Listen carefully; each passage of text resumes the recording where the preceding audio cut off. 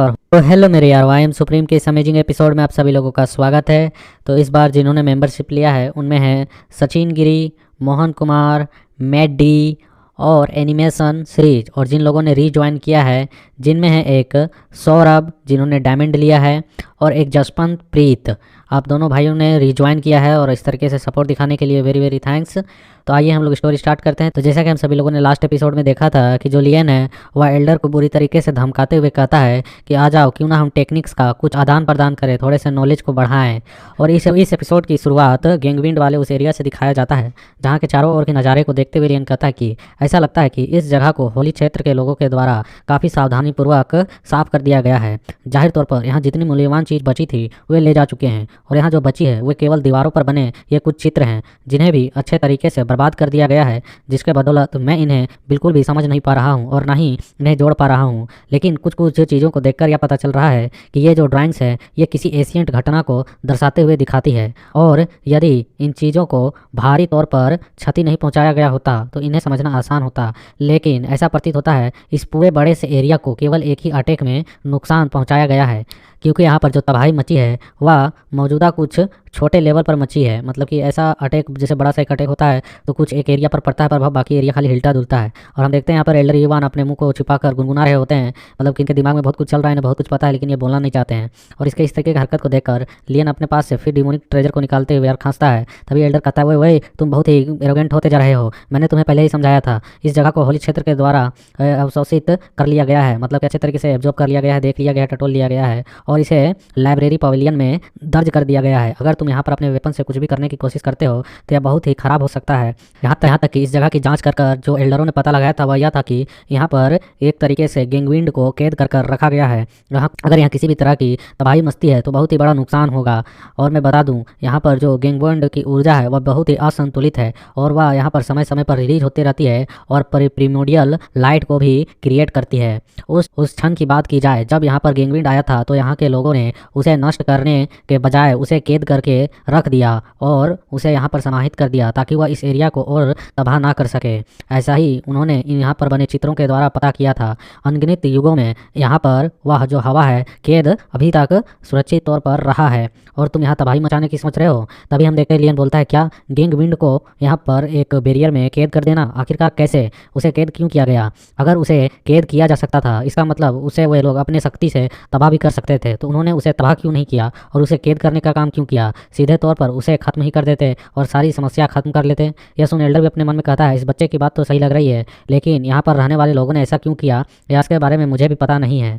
और लियन कहता है आखिरकार वह किस और कहाँ पर कैद हुआ है? तभी एल्डर अपने हाथ को ऊपर की ओर देखते हुए कहता है वह वहाँ पर सील किया गया है। तभी लियन उस अंतरिक्ष की ओर देखते हुए कहता है क्या यहाँ पर उसे सील किया गया है? क्या उसे यहाँ पर किसी तरह के रूल्स के पावर से सील किया गया है? यह सुन एल्डर चिल्लाते हुए कहता है कि क्या तुम सचमुच में यहाँ पर फॉर्मेशन की जानकारी रखते हो? क्या तुम बता सकते हो कि उसे आखिरकार किस तरीके से सील किया गया है और किस रूल्स के पावर से सील किया गया है? तभी हम देखते हैं उसकी ओर ध्यान से देखते हुए लियन कहता है यह निश्चित तौर पर तारों की रोशनी से तो नहीं किया गया होगा। क्या यह नाइट की पावर से हो सकती है? नाइट पावर की मदद से इसे यहाँ पर सील किया गया होगा। यह बहुत ही चतुराईपूर्ण विकल्प हो सकता है उसे कैद करने के लिए। क्या मैं सही कर रहा हूँ? इस स्थिति में यहाँ पर चारों ओर जो कि काफ़ी बड़ा अंधकार है, नाइट की पावर मौजूद है, उसके अंदर एक विंड के तूफान को कैद करना यह बहुत ही अच्छा विकल्प हो सकता है। यह सुन एल्डर हंसते हुए कहता है कि क्या नाइट की पावर? हाँ, यह एक अच्छा विकल्प है, लेकिन मैं तुम्हें बता दूं यह बिल्कुल भी सही नहीं है जो तुम कर रहे हो। लियन कहता है क्या इसे नाइट की पावर से वास्तव में कैद नहीं किया गया है? तभी एल्डर कहता है हाँ ठीक कहा तुमने, अब मैं बताता हूँ इसे किस रूल्स के पावर से कैद किया गया है। तभी लियन उसके मुंह को बंद करते हुए कहता है कि नहीं, मुझे समझने दो। यहाँ पर ना तो तारों की और ना ही अंधकार की शक्ति का उपयोग किया गया है, तो निश्चित तौर पर यहाँ पर टाइम की पावर का इस्तेमाल किया गया होगा। क्या मैं सही समझ रहा हूँ एल्डर? यहाँ पर टाइम के पावर का उपयोग किया गया है इसे सील करने के लिए, है ना? यह सुन एल्डर भी बहुत ही हैरान हो जाता है और अपने थोबड़े को खींचते हुए कहता है कि कोई मुझे नींद से जगाओ। आखिरकार यह बच्चा इतना अच्छा अनुमान कैसे लगा सकता है? यहाँ तक कि इसके सेक्ट का जो लीडर है सान, वह भी यहाँ पर हेवन के इतने सारे नियमों के बारे में नहीं जानता होगा और ना ही वह कभी अंदाजा लगा पाता कि यहाँ टाइम रूल्स के पावर की मदद से इसे कैद किया गया है। आखिरकार तुमने यह कैसे जाना? लियन कहता है कि अच्छा, तो यह बिल्कुल सही बात है, मैं सच कर रहा हूँ। और वह उस और बढ़ते हुए कहने लगता है कि यह वास्तव में समय की सबसे मायावी शक्ति का उपयोग किया गया है। जिस व्यक्ति ने यहाँ पर इस गैंग विल्ड को सील करने के लिए अपने इस मायावी शक्ति का उपयोग किया होगा टाइम का, उसे जरूर ही डिवाइन रियलम में होना चाहिए, अन्यथा ऐसा कर पाना बिल्कुल भी संभव नहीं होगा। लेकिन मैं ये समझ नहीं पाया हूँ कि वे आसानी से यहाँ पर उस विंड को ख़त्म भी कर सकते थे, लेकिन उसे सील करने की क्या ज़रूरत पड़ी। आखिरकार यहाँ से उस सील को हटाया कैसे जा सकता है। यह सुन एल्डर अपने मन में कहता है, यह बच्चा ऐसे प्रश्न पूछ रहा है जिसके बारे में मैंने पहले सोचा भी नहीं है। और एल्डर चिल्लाते हुए लियन से घबराते हुए कहता है कि क्या तुम इसे यहाँ से हटाना चाहते हो? बिल्कुल भी नहीं, ऐसी करने के बारे में तुम तो सोचना भी मत। यहाँ पर केवल वह विंड अपनी इच्छा के अनुसार बाहर आती है, जो कि 12 घंटे का एक चक्र लगाकर यहाँ पर सील में थोड़ा सा ब्रेक करके एक छोटे से लेयर के रूप में बाहर आती है। और वाइल्डर उसी तारे की ओर इशारा करते हुए कहता है कि एक बार जब यहाँ पर फेंगलांग स्टार, यूफो स्टार और ग्रेट वुल्फ स्टार एक सीधी रेखा बना लेते हैं, तब वे तारों की रोशनी में चमकने लगते हैं और उनकी एनर्जी इन तारों की रोशनी के रूप में निकलने लगती है। क्षण भर के लिए यह घटना होती है, लेकिन स्वाभाविक रूप से यह ज़्यादा देर तक नहीं टिक पाती है। तभी लियन सोचते हुए कहता है, क्या इन तीनों तारों को एक लाइन में आने के बाद, एक सटीक आकृति बनाने के बाद वे उस गैंग विंड के पावर को रिलीज करते हैं? जाहिर तौर पर यह 12 घंटा में एक बार अपने लाइन पर आते होंगे। एल्डर कहता है कि हाँ, लेकिन यह लंबे समय तक बिल्कुल भी नहीं टिकता है, क्योंकि वे केवल 3 तारों का संरेखन ही कुछ समय के लिए रह पाता है, तो वे कुछ ही देर के लिए उसे ओपन कर पाते हैं। मैं जानना चाहता हूँ कि आखिरकार तुम उन विंड में कितनी रुचि क्यों दिखा रहे हो। यहाँ पर कुछ भी हो सकता है, यहाँ तक कि मेरी जो सोल बॉडी है यह इतनी मजबूत है, इसके बावजूद भी मैं उसके सामने जाने की हिम्मत नहीं कर सकता हूँ। और हम देखते हैं कि वह ऊपर की ओर जाते हुए एल्डर कह रहा होता है, यदि आप अपनी कल्टीवेशन को बढ़ाने के लिए इसका उपयोग करना चाह रहे हो तो भूल जाओ, इसके सपने भी मत देखो। यह बहुत ही बड़ा मूर्खतापूर्वक काम हो सकता है, या तुम्हारी मौत का कारण बन सकता है। और लियन आगे की ओर बढ़ते हुए कह रहा होता है कि मैं ऐसा कुछ भी करने की कोशिश नहीं करता हूँ जिसे करने के लिए मैं कॉन्फिडेंट नहीं होता हूँ, क्योंकि हर बार 12 घंटे में यह चीज़ रिपीट होगी, इसलिए मुझे कोई जल्दबाजी नहीं है। मैं इसे देखूंगा, समझूंगा, उसके बाद ही रिएक्ट करूंगा। और एल्डर इसके बातों को सुनकर उसकी ओर चौंकते हुए देखते हुए अपने मन में कहता है, या तो बस कल्टीवेशन के लिए बैठ गया, क्या वह इसका इंतजार करने वाला है?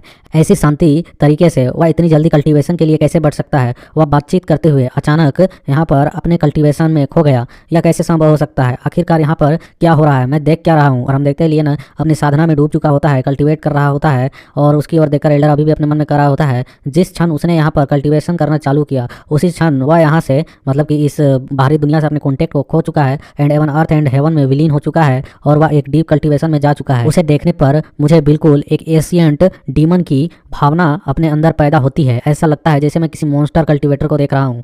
और यहाँ पे एल्डर हमें बता रहा होता है बहुत ही मासूम तरीके से कि वह इतनी खुलेआम और निडरता से कल्टीवेशन करने की साहस भी कैसे कर सकता है। क्या उसे जरा सा भी चिंता नहीं है कि मैं उसे अवसर पाकर मार सकता हूँ? और वह एल्डर घबराते हुए सोच के तीसरी ओर से देखते हुए कर रहा होता है, यदि उसके पास 9वीं रैंक का सोल डिमोनिक ट्रेजर मौजूद है, इसके बावजूद वह इस वातावरण में जब वह कल्टीवेशन में खोया हुआ है, वह अपने उस हथियार का इस्तेमाल नहीं कर सकता है, और मैं अपनी 8वीं रैंक की सोल पावर से उसे एक सटीक तरीके से मौत के घाट उतार सकता हूँ। और एल्डर के दिमाग चकरा रहे होते हैं और वो कह रहा होता है, वह इतना निडर कैसे हो सकता है? क्या उसके पास अभी भी कोई और भी हुक्म का इक्का बचा है जिसे मैंने नोटिस नहीं किया है?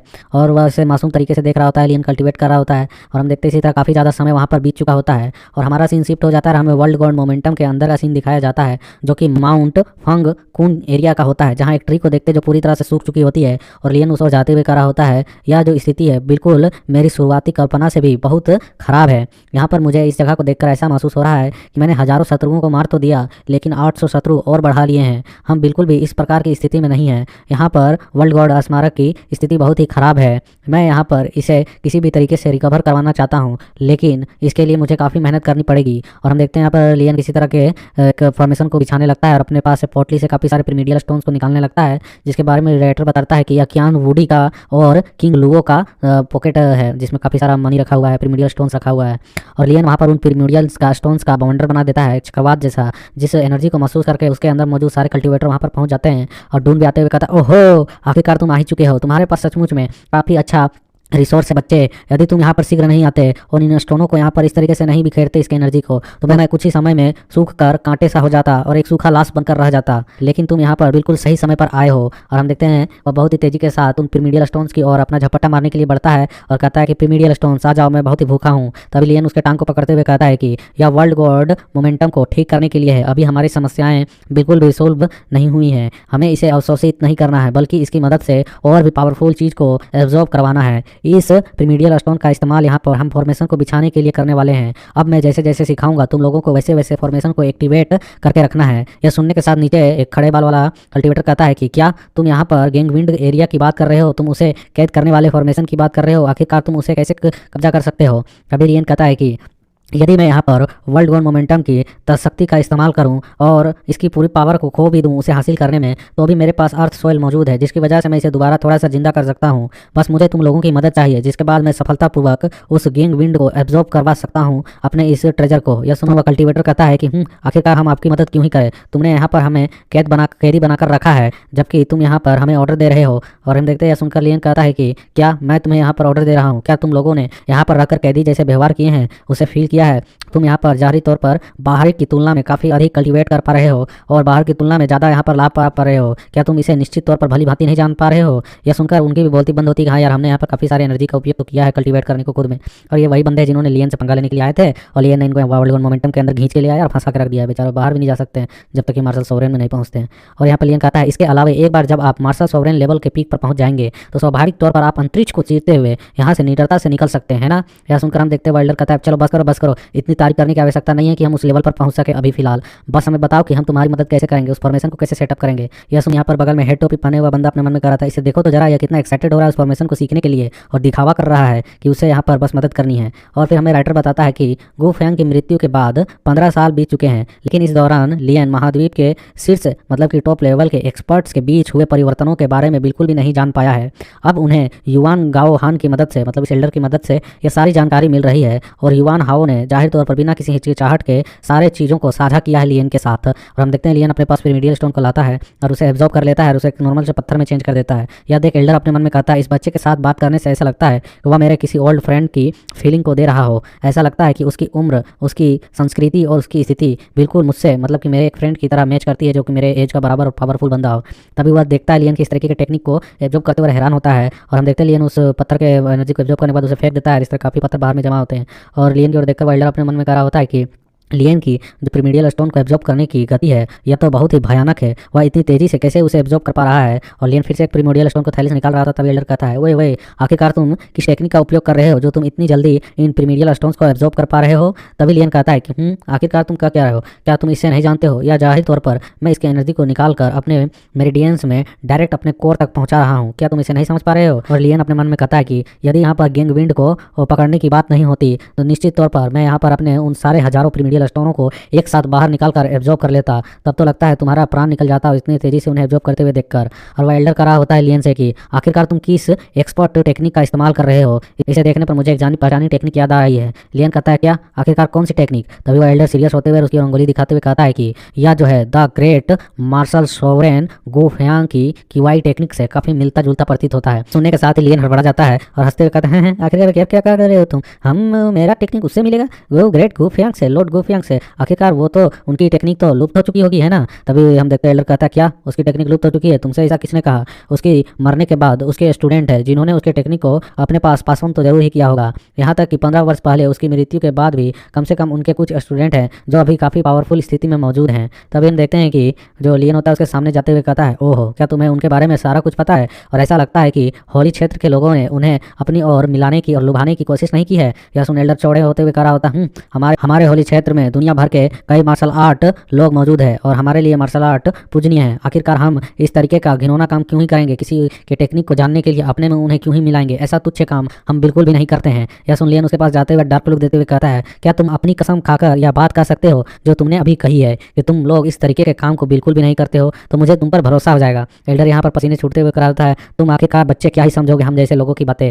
और तभी वह वहाँ पर बात को हटाने के लिए कह रहा था देखो उस और ये जो तारे हैं एकदम सटीक लाइन पर पहुंच चुके हैं। लगता है कि वह समय अब आने ही वाला है जब यहाँ से वह चीज़ रिलीज होगी। और हम देखते हैं उस तारे के बीच से काफ़ी ज़्यादा गोल्डन एनर्जी मतलब कि स्टार की पावर रिलीज हो रही होती है जिसके नीचे एल्डर और लियन दोनों बैठे हुए होते हैं। और लियन नोटिस करता है कि जिस पत्थर को उसने तोड़ा था वह अपने आप उस स्टार की पावर की मदद से आकर वहाँ पर जुड़ रही है, या स्टार या फिर टाइम की पावर होगी। और हम देखते हैं इसे ऐसा होते हुए देखकर लियन काफ़ी हैरान होता है और हमें दिखाया जाता है उन तीनों तारों के बीच से काफ़ी ज़्यादा ही एनर्जी निकल रही होती है, जिसका प्रेशर और लाइट सीधे लियन के बॉडी पर पड़ रहा होता है, जिसे फील करके लियन कहता है कि इन तारों की रोशनी को झेलना बिल्कुल भी कम कठिन वाली बात नहीं है, यह काफ़ी पावरफुल है। इन्हें रोकने के लिए मुझे अपने पावर्स का उपयोग करना पड़ेगा। और हम देखते हैं यहाँ पर जो एल्डर होता है वह अपने सोल टेक्निक को एक्टिवेट कर चुका होता है, स्टार सोल बॉडी को टेक्निक को, और यहाँ पर उसे उस स्टार एनर्जी को एब्जॉर्ब कर रहा होता है। यह देखकर लियन कहता है बस इतना ही, इसने यहाँ पर star light soul refining technique का इस्तेमाल किया और वह इस रोशनी से वह अपने आप को बचा पा रहा है। तभी लियन भी वहाँ शांति से बैठ जाता है और वो भी उस टेक्निक को एक्टिवेट करते हुए कहता है कि सच्ची आत्मा शुद्ध होती है और निःशुल्क होती है, इसे सत्य कहते हैं, महान विपत्ति बनती है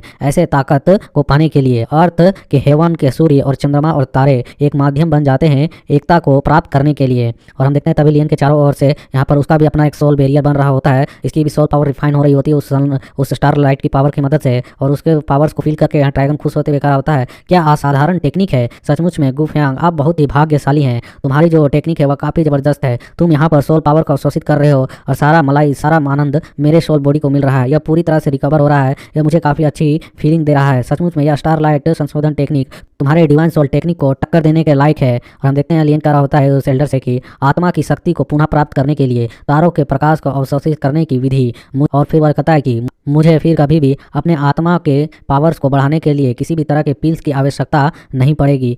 और हम तभी देखते हैं एल्डर इसकी बातों को सुनकर और इसकी ओर देखकर कांप जाता है और बिल्कुल चुप ही हो जाता है, क्योंकि हमें दिखाया जाता है कि एल्डर का जो सोल बैरियर है वह छोटा सा है और जो लियन का सोल बैरियर है वह उससे भी कई गुना बड़ा है, और उस स्टार से निकलने वाले सारे एनर्जी को वह अपने सोल स्टार बॉडी टेक्निक का उपयोग करके अवशोषित कर रहा है। यह देखकर यहाँ पर एल्डर का एक फनी चित्र बनाया जाता है जो कि सदमे में पड़ा होता है। वह कह रहा होता है आप इतनी जल्दी इन चीज़ों में महारत हासिल कैसे कर सकते हैं, आखिर इस कीवाई टेक्निक को इतनी जल्दी मास्टर कैसे कर सकते हैं। और यहाँ नीचे राइटर भी लिखता है कि इसने यहाँ पर लियन के आश्चर्य को 4 बार झेला है और इसने यहाँ पर इनके 4 दीवारों को तोड़ दिया है जो कि इसकी सोच से परे थे।